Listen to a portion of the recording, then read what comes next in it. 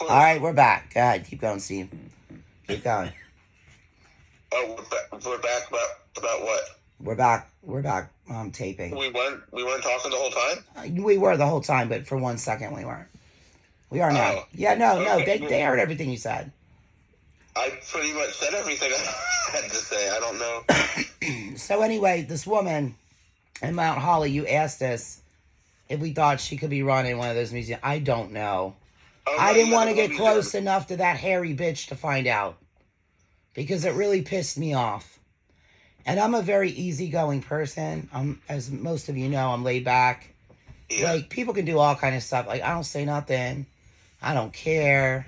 I don't have a heavy energy. I was just stunned when I saw her go off like that. I was like, whoa. Yeah. I looked at you. I was pissed. And I thought right away, this must be one of his relatives. Yeah, honestly.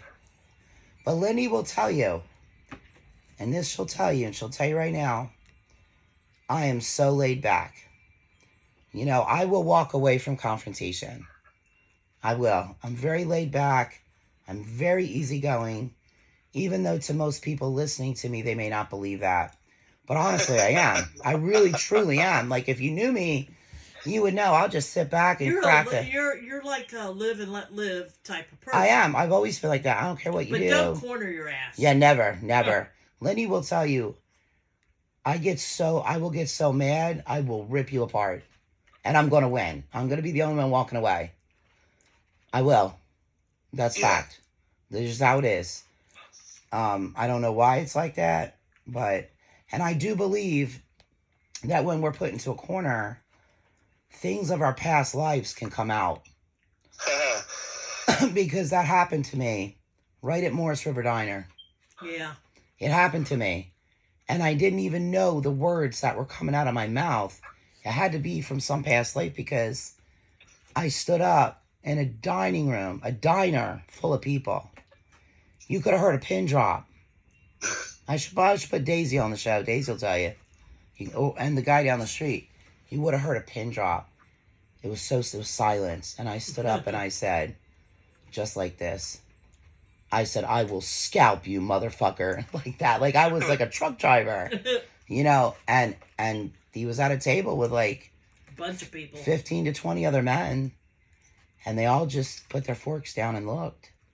And I said, all of you, every one of you, I'll take every one of you out. Well, tell them what happened so they know what happened, what built up to that. I was just sitting there minding my own business. No, the baby was like I always do. And the baby was there. And I don't believe in kids going out to restaurants screaming and making noise. If they do, you take them out. There's other people there to eat and they want to enjoy their meal. They don't want to hear a screaming child. So she was not screaming. She was not being loud. She was talking in a low tone of voice. She was maybe not even a year old. I don't know.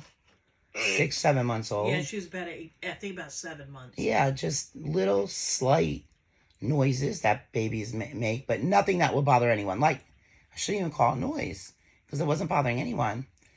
And out of the corner of my eye, I saw him curl up his lips, and he looked like a grub worm, a pale, white, pasty, honky worm. Okay, he looked like a honky worm. And his lips curled, and I swear I saw him looking at her, giving her dirty looks. Now, I know I saw it, but I had to catch it full force. So I turned my head away from him, and I flipped back, and he's going, shut up, shut up, shut up. The voice out of him was evil. Right. It was almost demonic. You knew he had no good intentions. He was trying to... Yeah, and I don't know what came over me. The anger was so split second. It was like somebody lit a bomb. And I stood up, and I had to have some sense about me because I told the moron to take the kid to the car. I said, take the baby to the car now. And I looked at him and I saw the evil. And he thought I was one of these passive women.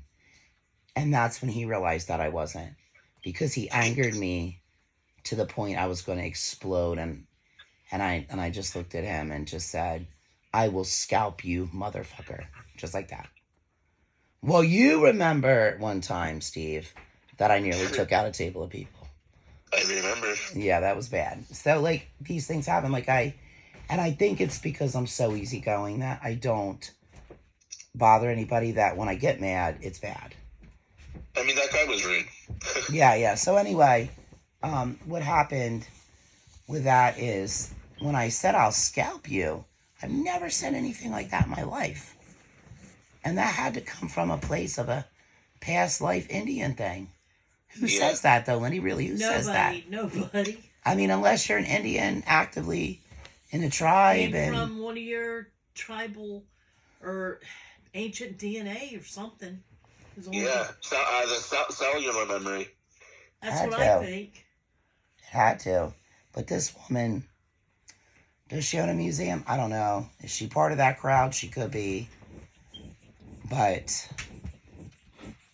that's all I can tell you. Yeah. But now what I want to get into, and I'm going to have to cut this off because I need a drink because the pollen is like in my throat. Oh, yeah, it's bad. getting in my ears, like it's affecting my ears, my voice. My voice will go in and out, and I'm sounding like a dry, dusty corpse. I'm sounding like a corpse. I do. Like, even my voice, it's from the pollen.